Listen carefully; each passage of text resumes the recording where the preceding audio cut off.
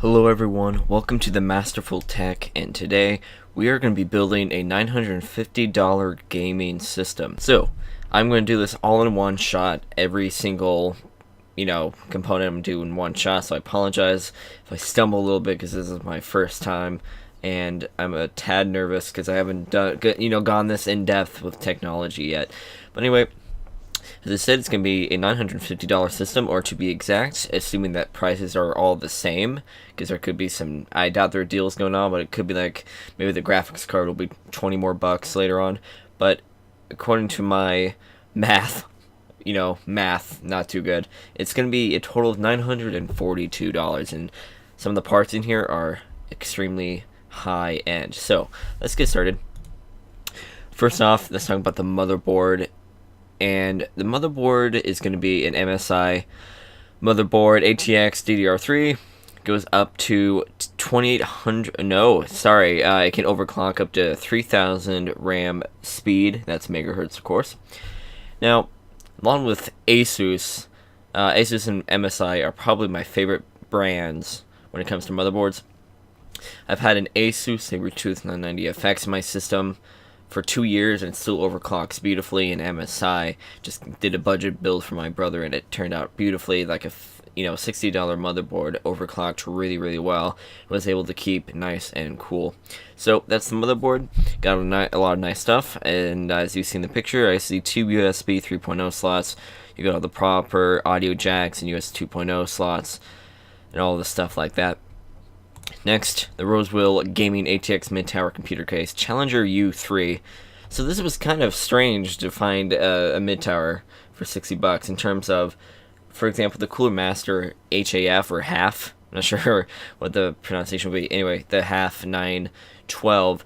It was $60. Looked really cool, but I didn't see any USB 3.0s on it, unless I missed it. But what I like about the Rosewill is that I kind of like a mix between showy, flashy, and kind of conservative. So, it's a very nice, simple design, minus the LED light for the fan in the front. But I like that. I just like that extra little bit of flashiness. Now, the case is one of the most customizable parts for you guys, so just do whatever you want. But I suggest keeping it in the $60 range if you want to keep the price. Next, for the CPU, we're going to get the Intel i5 4670K quad-core processor. This is clocked at 3.4 gigahertz. And for the price, you can't beat its single-core performance, which, of course, as I said, this is going to be for gaming. If I was to do an editing build and I wanted a CPU in the same range, I would get a AMD FX 8350 because its multi-core speed or threading performance is close to the 3770K. And it's really overclockable. However, its single core performance is lacking, and I have one actually, and I have it overclocked, so it does help a little bit. But just for gaming, you can't get better than the 4670K. You're gonna enjoy 1080p gaming at really playable frame rates. Speaking of playable frame rates, let's get to the graphics card.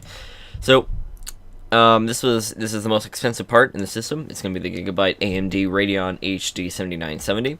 3 gigabytes. This is the overclocked version, and it's amazing. You got the bundle from AMD, which makes it even more worth it. I mean, just $310 enough would have done it for me, because I have a GTX 770, and in a way, I wish I got the 7970 because the 7970 and GTX 770 kind of play a tug of war between each other and how they perform better in certain games. Sometimes the 7970 does better, sometimes the GTX 770 does better, but the thing is, on average, the 7970 is like $100 cheaper, and so what you can't go wrong with that. And I know a lot of Adobe products have some great OpenCL. Is it OpenCL or OpenGL?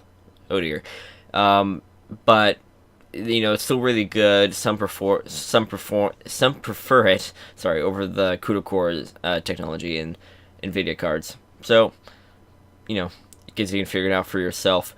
The footage you see is actually of the GTX 770 gigabyte. They're the exact same coolers, except as you see, the actual card for the AMD is blue, and then for the GTX 770 it's black. That's the only difference in terms of pure physical, looks. But I wanted some better looking footage.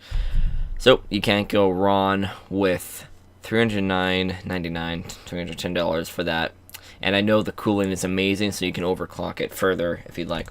For the RAM, Kingston HyperX Blue, 8 gigabytes, 1600 megahertz. And for gaming, 8 gigabytes is plenty.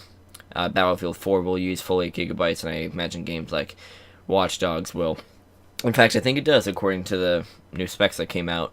I've used Kingston HyperX in a previous gaming build. I then upgraded to 16 gigabytes, but Kingston HyperX works very well. It's really solid RAM. You can't go wrong with Kingston. They make some great products.